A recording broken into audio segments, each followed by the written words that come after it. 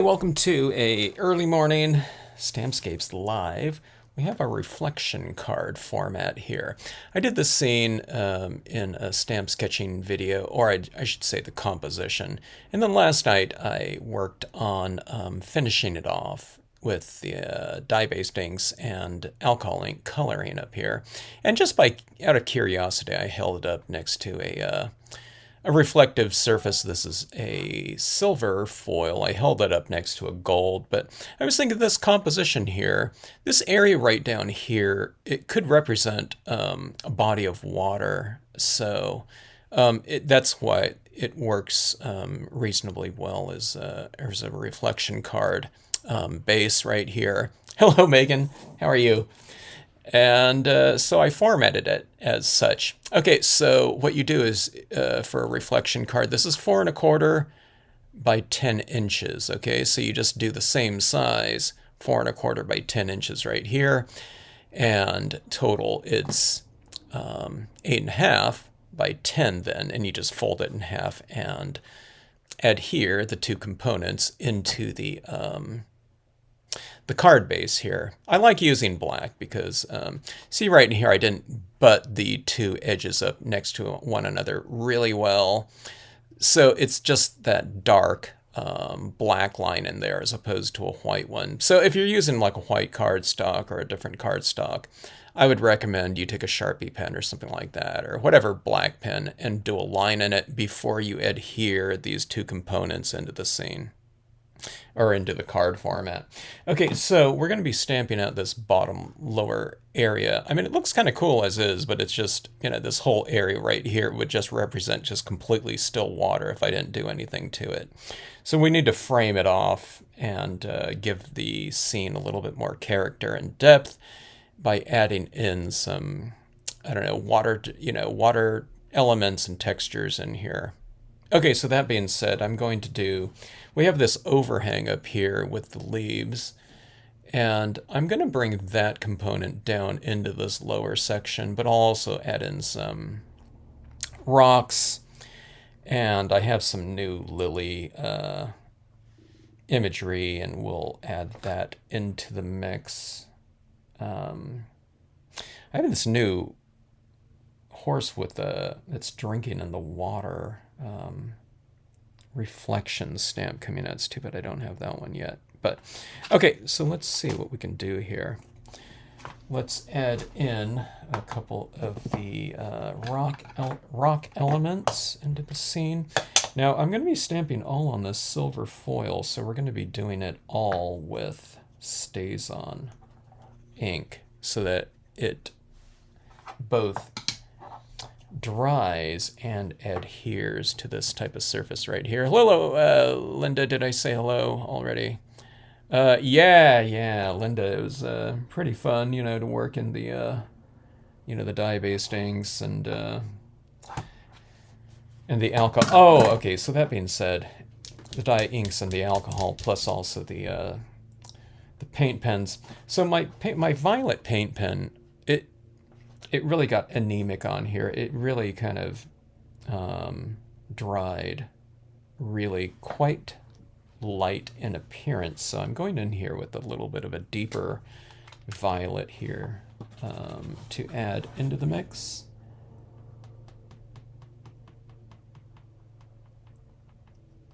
I might add some more of the lighter one too, but I thought this could use a little bit more of a... After all, I did call it, Bluebell, I don't know, something. I forgot. So, we need more bluebells in here. We need more of that purplish tinge in here. Okay, so there's a pretty decent violet right here, and then let's go back over it again with I'll stick to the 3mm variety here. I have a little bit more of a wider selection of colors with my 0.7mm, but I want this to be a little bit more bolder looking as far as a color statement goes. Let me see, do I have a... I'm looking at my Emoki set of pens. Yeah, here we go. Here's a... this looks like a little bit of a greenish tinge. A warm pastel light blue here. Hello, Froggy Fresh! It's been a while since I've been on, like at this time of day. I'm glad to see everyone. I didn't know if anyone would join in, but I figured we'll see who's around, if anyone.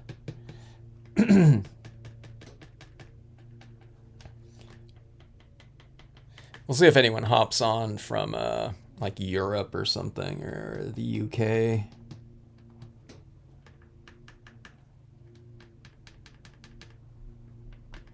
Okay, so a little bit more action as far as those little bluebells go. And then that little shimmery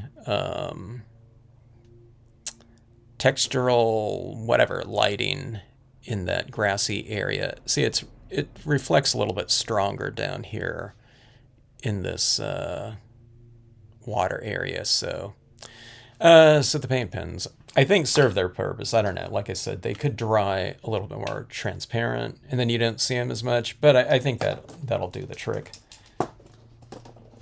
in there. So the beauty of reflection cards is that all of your efforts up here are now doubled down below. So instead of doing 2 cards, right? No. But I don't know. Like I said, you're doubly rewarded for it.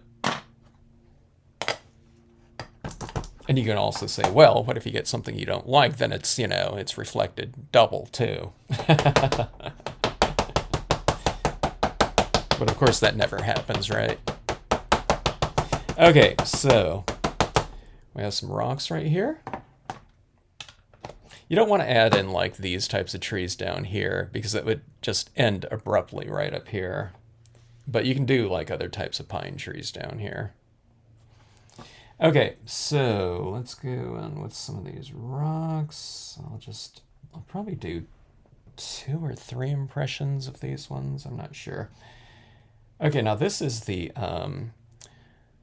it's a more kind of robust mirrored silver cardstock. So on my holographics the other day, if anyone was watching that, I kept the impression time was too long on that, so stamping the stays on ink and allowing it to dry and set up for too long, it removed the holographic as opposed to transferring the ink to surface. But this one's not going to happen. I don't know, this is like coated or something. It's not like it's super precarious or anything like that, but you just have to be a little bit faster on that other type of foil. Or was it the printable vinyl? I don't remember. No, I think it was the foil. Okay, so anyways, there's those rocks down. You can see how it gives it that kind of dimensional foreground effect right in there. Let's go with the smaller one as well. All right, smaller version of it, and we'll add it right in here. One of the things when you're stamping things into the lower component down here, you just don't want to obscure kind of the more exciting reflective elements. So in this one, it happens to be this cabin right here. I don't want to stamp something right in here where it's going to obscure that reflection of it, okay? And also, I think in this one right here, this kind of a shimmering little grassy slope like that, probably not. But see over here, we have those trees. And I mean, they're cool looking, but I don't mind stamping something like right in here, though. I don't find like this to be as exciting of a reflective element as over here. So you can stamp something down here and get the benefit of the, I don't know, the foreground kind of depth. Okay, so it looks like I was thinking about stamping these rocks in here, the smaller ones, okay, like right in here, but that would really obscure it. So if I'm only looking at this as far as just its own kind of scene or something like that, then I'm putting this in here, but because it's a reflection card, it's going to block that out potentially, and see it moves up like this. So I'll leave this area largely clear. So I don't know. I'm glad I looked at that. Sometimes I don't, you know, if I don't do certain things in a while, I might forget it. So I don't know. On reflection cards, I usually do remember that, but I was definitely thinking of putting this like right in this little area right here. But I don't know. It wouldn't have been good, or it wouldn't have been ideal. I mean, it would be fine, but you know, it's just kind of blocking out that cabin a little bit. I mean, the other reflections in there are still going to be cool, but yeah. Okay, so let's get this. Some of these elements in here going.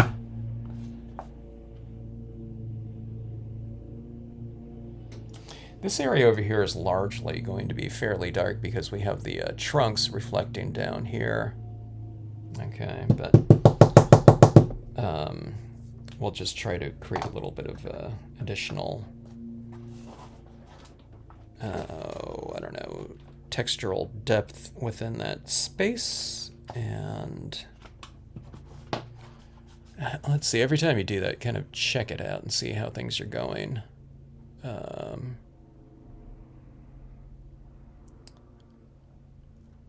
You got to kind of look at it under different light and at different angles too sometime.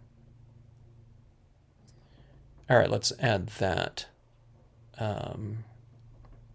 element, those leaves, into the mix right down here, and we'll frame off this bottom portion a little bit. I can have a little bit right here. See, like this reflection down here. You know, I mean, it's a reasonably good mirrored version of it. This one's a little bit more obscure because this is silver and it's not really mirrored, but it's reasonably mirrored, but it's a little bit blurry though. But okay, so what I'm getting at is if I put like a little bush right here, it'll obscure, not obscure, but it'll just vary, you know, this being, you know, a completely identical type of thing. So we'll get a little bit more kind of variation and depth. Variation with the imagery and depth for the use of the, I don't know, whatever the foreground. Okay, so let's see.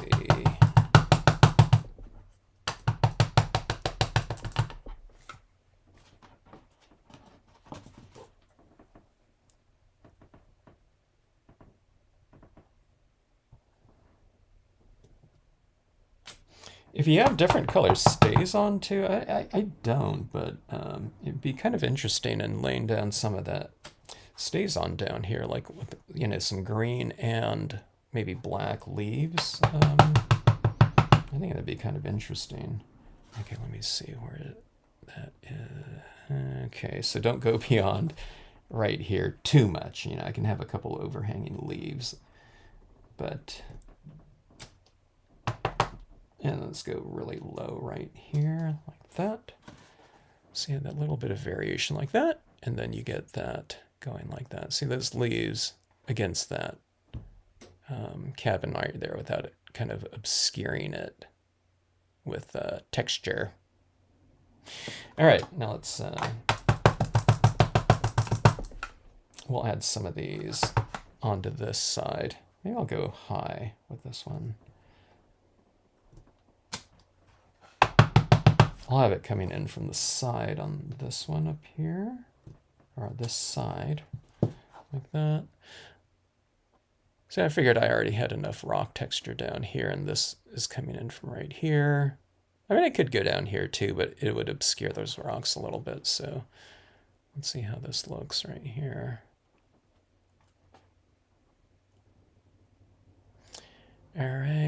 And this area right in here could use a little bit of variety. I mean, all these things look fine to me, but, you know, just from preference, you know, from previous versions, I really like using these tiny rocks here right at the water's edge. They're small enough and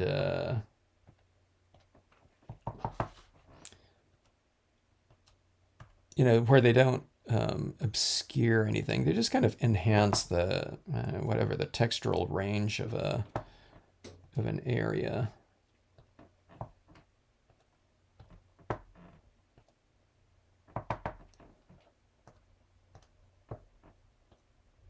And I do it in different values, so I'm going for the you know, the second, third, fourth impression of it, you know, which is giving me a like a different gray or you know, just variations of gray like that. Okay, and you can see them kind of.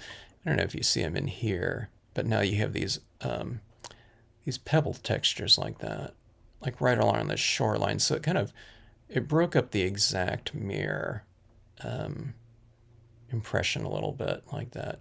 Plus, it gives it, you know, something static against the movement of the reflection in there. So yeah, let me do a couple right down here.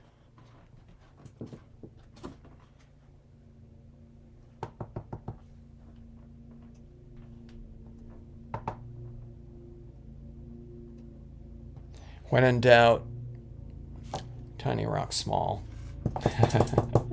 It looks really good in grassy areas too. I thought about adding some of it up here, but I thought, oh, let's just keep it, you know, just the flower textures up in there.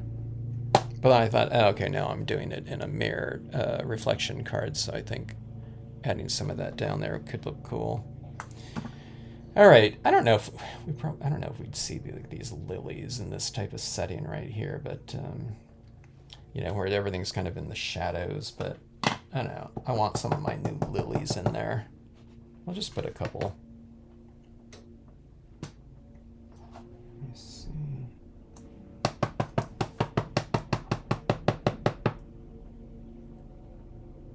Let's go the other way.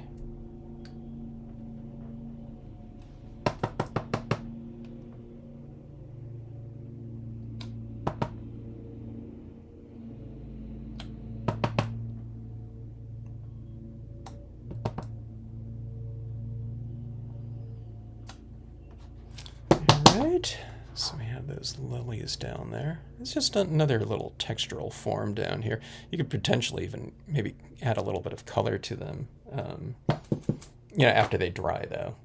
I'm talking about with some alcohol ink pens. I found that the alcohol ink, I swore that it would just completely put the STAZON back into solution, but I tried coloring something the other day. A STAZON impression with some alcohol ink coloring. Now I didn't do it too extensively, but it was able to add in a little bit of color, and you know, I didn't have too much of the you know, the blurring or anything like that of the imagery, so it looked pretty good.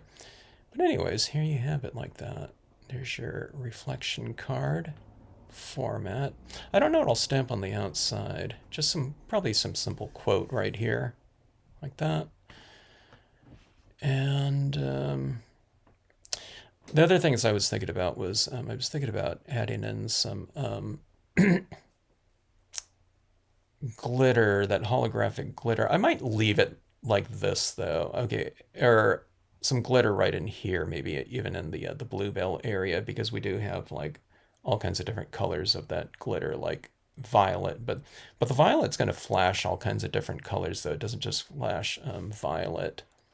So yeah, but anyways, so everyone, that's my reflection card for this. It got a little bit more complex with the you know, the imagery down here, but it's not you know, it was a simple just stamping exercise down in that lower area like that, but I think it really added to the overall composition here by adding in that. I'm getting all this glare in here because this silver's like reflecting back up in here. Let me see if I can get a good angle here. Yeah, I don't know, something like that. Anytime with those metallics, it's hard to get a good photo of it. It's like you're reflecting in it, or you know, we get that that glare or something like that. Or is the glare better this way, angled like that? So yeah, I get okay. So I'm looking on my screen right here. Okay, yeah, maybe if I zoom in here, you can see more of those violet. This is glare right here. That's not on the scene. That's not the white pigment ink or something like that. But yeah, how do I get that glare out of there? There we go. There's the angle like that. Maybe. Oh, there we go. That's a little bit better. Oh, okay. Well, oh no. I was thinking I could put some like little colored dots down here, but you're not gonna have like bluebells floating around in the water. That would be like for a fall type of thing. But yeah. Let's see. Hello, Bug. Let's see. I ordered the tiny rocks yesterday. Okay. Yeah, the tiny. Thanks for the order, Megan. Oh, I'm waiting on a couple. I should have my order, I think, of the new sets and some back ordered. I needed a few more sets of like 35 or something like that. So I think I'm waiting on a couple things. But yeah, that tiny rocks can really be used. Watch out for the tiny rocks. I always leave it on like one of my little blocks here, where I don't know where my block went, but just watch out for it because it is like such a small stamp like that. So I don't know. Put it somewhere where you know it doesn't get lost. The thing is, when we're stamping, you know, our tables get like this, and like sometimes like a stamp will be stuck on the other side of like another piece of rubber or something like that. So watch out for that one, or have a little dedicated little block for it or something, and that won't get lost. But I use it all the time. Especially these days. I don't know when I started using it all the time, but it was like, oh my god, it looks really good in grasses. Because I get a little bit muddy, you know, from adding in so many different layers of like green tones, brown tones in my grass. And then I might add dye-based inks, colored pencil, alcohol inks, you know what I mean, in certain areas. So certain areas can get a little bit muddled sometime, you know, going for that color richness. But then you just stamp something crisp over the top of it, and it could be just something really minor, like those rocks, or you know, I'll put, you know, some twigs or something like that in there. But the tiny rocks is a really good solution for just about any area. Water, I haven't used it in sky or something like that, but sand, like beach sand, like right along the seaside cove. You can use it in grassy meadows or in water. So what do you have? Like three different types of terrain. You have like sand, grass, and water. You know what I mean? Those are like some of the main textures and you know, like scenic stamping. And it also kind of unifies things. We unify things with color, and texture is a really easy one to employ. And that's one of those very universal types of textures. It's like a little boring little stamp, but sometimes the most boring types of little textures are the ones that are the most universally applicable, you know, on scenes. So, and you can use them a lot. So in terms of like sheer amount of usage, in terms of impressions, they're probably like the you know, they have that most highest usage rate in there. So hello, Bonnie. All right, so anyways, I hope you guys like the, I don't know, the format here. Like I said, I really like that top format. It's like, oh, that could be something like Waterside, so I just added it in on a, um, it just kind of, it reiterates everything that's going up there in kind of a new and dynamic way. And plus, things that are reflective like that, it's just kind of like a different experience, for someone to open up, a card like that and to, take a look at it like that. All right. So anyway, that is that for this scene. Thanks for joining in, and hope you guys have a great rest of your Monday. We'll see you tonight. I'm joking. I don't know when I'll be on the next one. I'm trying to crank out a lot of these stamp sketches before the new stamps come in, which is going to be released soon. This one right here is going to get some kind of treatment too at some point in time. I was thinking about a nighttime Skype, but I'm not really sure. This one would be kind of cool with like a northern lighty type of thing going on, but it could be a sunset or something like that. Or what about like a moonrise, like right down here? That'd be pretty interesting. With the new big full moon. I have to think about that one. Could even do glow in the dark or something like that, huh? This would be a perfect one for that. Could even do a glow in the dark light beam coming out of the lighthouse. Huh. Different options here.